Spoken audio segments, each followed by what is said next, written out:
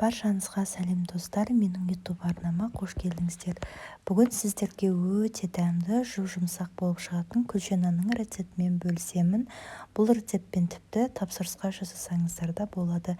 Мерекелік дастарханыңызға немесе күнделікті осы нанды жасап көріңіздер. Рецепт сіздерге ұнайды деген ойдамын. Ал ендеше достар, видеоның соңына дейін қарап, менің YouTube арнама тіркеліп, жанында тұрған қоңырауша белгісін белгілеп қоюды ұмытпаңыздар. Алдымен нанымызға қажетті заттарымызды дайындап аламыз. Бізге жылы су, сүт, ашытқы, қант, тұз және де бөлме температурасындағы сары май және де ұн қажет.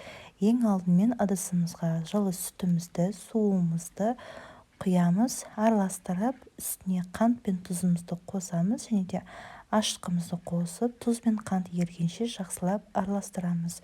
Одан кейін бөлме температурасындағы сары май, менде шеддер лето майын қосып, ұнымызды електен өткізіп қосамыз. Және де ұнды барлығын бірден қосуға болмайды, аз-аздан қосып қамыр илейміз. Қамырымыз қатты жұмсақ немесе қатты болмау керек, орташа тығыздықта илейміз. Нәтижесінде қолға қатты жабыспайтын осындай қамыр шығады. Бетін жауып 1 сағатқа қалдырып қоямыз. 1 сағатта қамырымыз ашып дайын болады. Енді осы қамырымызды қыздар бірнеше бөлікке бөлеміз. Әр күлше нанымыздың салмағы 120 грамм, 120 немесе 122, 1-2 грамм бола береді, арасында ойнайды. Осылай дөңгелектеп аламыз. Барлығын дөңгелектеп болғаннан кейін бетін жауып қоямыз. 10-15 минутқа қамырларыңыз тағы көтеріледі. Және де осылай ең дәл ортасынан саусағымызбен шұқып, дәл видеодағыдай жасаймыз.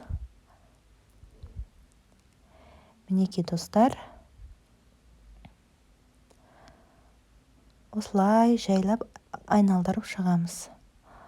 Ортасы қатты болмау керек, және де ортасын осылай шұқып аламыз. Вилканың көмегімен де осылай тесіп шықсаңыздар болады.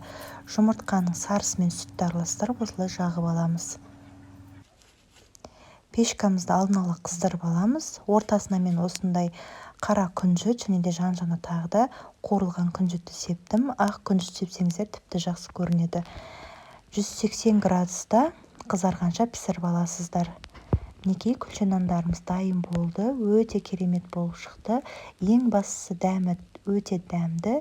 Сізге және де отбасыңызға, келген қонақтарыңызға ұнары сөзсіз, міндетті түрде жасап көріңіздер. Видео ұнаған болса, достар, лайк басып, комментарий қалдыруды ұмытпаңыздар.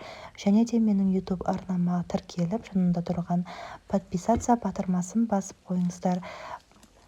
Видео барлықтарыңызға ұнаса, қуаныштымын достар. Назар қойып тыңдағандарыңызға рахмет. Барлықтарыңызға ас болсын.